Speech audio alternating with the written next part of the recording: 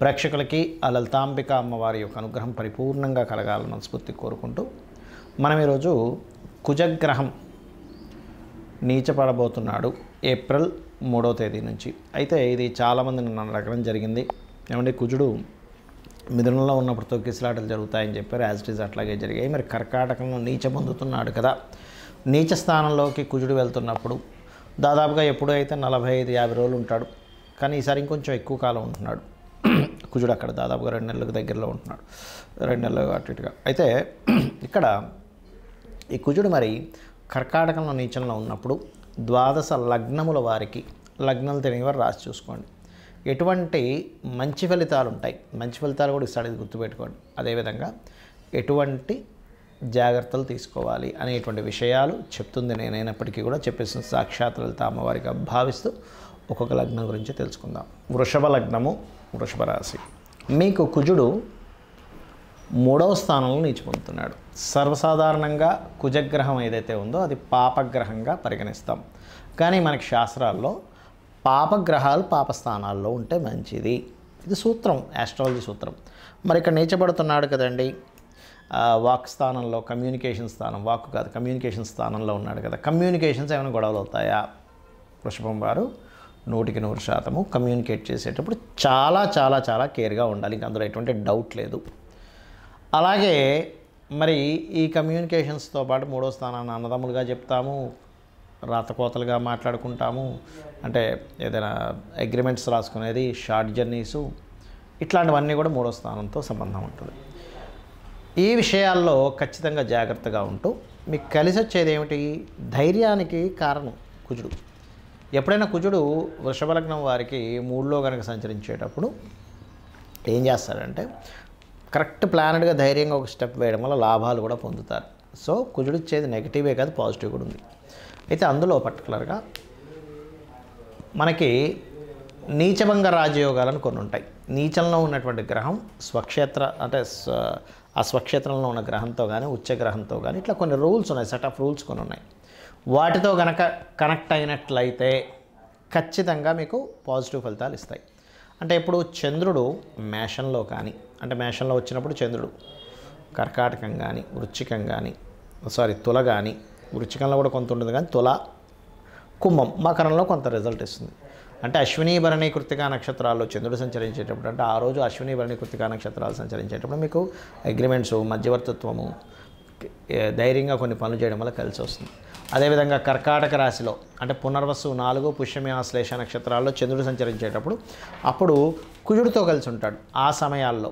అదేవిధంగా తులారాశిలో అంటే చిత్తా 3-4 పాదాలు, స్వాతి, విశాఖ 1, 2, 3 పాదాల్లో చంద్రుడు సంచరించేటప్పుడు అప్పుడు 6వ స్థానంలో ఉండే చంద్రుడి మీద కుజుడు దృష్టి ఉంటుంది.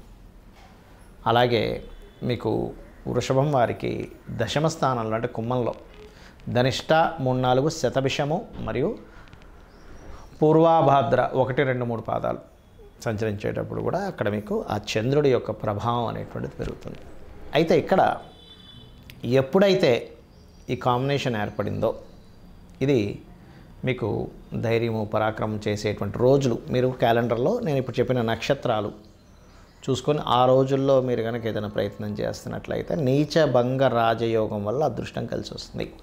మరి మీరు చేయవలసిన దేవతారాధన ఏమిటి? గణపతిని, విష్ణువుని ఎక్కువగా ఆరాధించండి.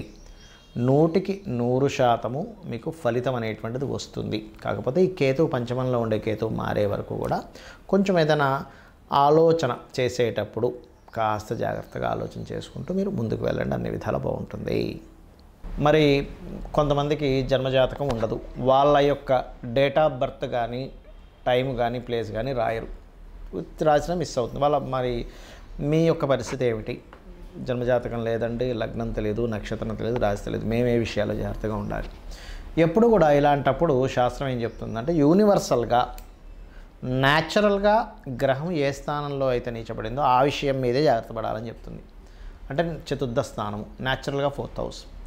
ఈ న్యాచురల్ 4th హౌస్లోకి ఎప్పుడైతే కుజుడు జలరాశుల్లో ఉన్నాడో యూనివర్సల్గా కూడా జరిగే విషయాలు ఏమిటి? జల ప్రళయాలు రావడం, జల సంబంధం, మంచి ఎండాకాలంలో విపరీతమైన వర్షం పడడం, ఇట్లాంటివి ఇస్తూ ఉంటుంది పర్టికులర్గా. సో ఇటువంటి సంఘటనలు. అలాగే న్యాచురల్గానే భూములకు సంబంధించిన విషయంలో సడన్ ఫ్లక్చువేషన్స్, కుజుడు ఆర్మీకి పోలీసుకి కారకుడు. ఆర్మీ, పోలీసు ఇట్లాంటి వాటిల్లో ఉండేటువంటి వారు కొంచెం జాగ్రత్తగా ఉండాలి. సెక్యూరిటీ సర్వీసెస్ ఏదైనా, నేవీ కావచ్చు, ఎయిర్ ఫోర్స్ కావచ్చు, ఏదైనా సరే బార్డర్స్లో ఉండేటువంటి వారు. అలాగే కుజుడు ఉద్రేకత కారకుడు, కోపానికి కారకుడు, గొడవ కారకుడు. ఆ గొడవ స్వభావాన్ని ఇస్తూ ఉంటాడు. కాకపోతే మనకు లక్కీ ఏంటంటే ఇది వచ్చేటువంటిది కుజుడు మారినప్పటికీ క్రోధినామ సంవత్సరం అయిపోతుంది, విశ్వవసువు నామ సంవత్సరం వస్తుంది. కాబట్టి అక్కడ మనం పెద్దగా భయపడాల్సిన పని, ఎందుకంటే సంవత్సరానికి అధిపతి అయినటువంటి వ్యక్తి దాని ఫలితాలు కూడా ఇస్తుంటాడు కాబట్టి అదొకటి. అలాగే ఇక్కడ గమనించుకున్నట్లయితే ఈ యొక్క కుజ ప్రభావం మీకు పూర్తిగా తగ్గాలి అనుకుంటే ఒకటే గుర్తుపెట్టుకోండి. ఒకటి, మీరు గోవులకు క్యారెట్స్ తినిపించడము, మరియు అదేవిధంగా ఆంజనేయ స్వామి కానీ, సుబ్రహ్మణ్యేశ్వర స్వామి కానీ, లేదా నరసింహస్వామి ఆరాధన చేయడం ఎక్కువగా చేస్తూ ఉండండి. ఇంకొక విషయం చెప్తాను నేను మీకు. చాలామంది ఈ సంవత్సరమైనా బాగుంటుందా, నెక్స్ట్ సంవత్సరమైనా బాగుంటుందా అని ఎదురు చూస్తుంటాం. ఆశగా ఎదురు చూడడం అనేటువంటిది మనం ఖచ్చితంగా చేయాలి, ఆశతోనే బతకాలి. కాకపోతే మనం కొన్ని తప్పిదాలు చేస్తూ ఉంటాం. ఏంటంటే నెగటివ్ని ఎక్కువగా థింక్ చేస్తూ ఉంటాం. ఆ నెగటివ్ని థింక్ చేయడమే మీకు నెగటివ్స్ ఎక్కువ జరుగుతుంటాయి, గుర్తుపెట్టుకోండి.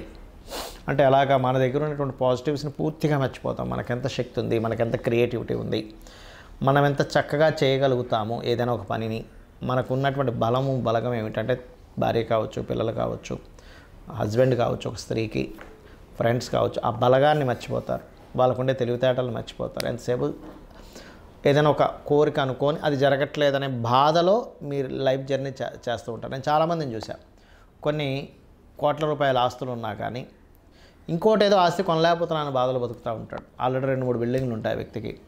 అరే ఇంకో ప్రాపర్టీ కొందాం అనుకున్నా కొనలేకపోయాను, నాకు ఆయన ఆ రేట్కి ఇస్తాడనుకుంటే ఇవ్వలేదు, నేను కొనలేకపోతాను ఏడుస్తాడు. కానీ అంటే బాధపడుతుంటారు, కానీ ఉన్న ప్రాపర్టీని అనుభవించారు. అలాగే ఇప్పుడు చేస్తున్నటువంటి ఉద్యోగంలో సరే ప్రాబ్లమ్స్ ఉన్నప్పుడు మనిషి మారాలని చూస్తాడు, మారాలి కూడా, ఎదగాలి కూడా. కాకపోతే అందులోకి వెళ్ళలేకపోతున్నాను, ఇంకో ఉద్యోగంలోకి వెళ్ళలేకపోతున్నాను అనేటువంటి బాధతో బతుకుతుంటాడు. కానీ ఇప్పుడు చేస్తున్నటువంటి ఉద్యోగం మీద ఆయన కాన్సన్ట్రేషన్ ఉండదు.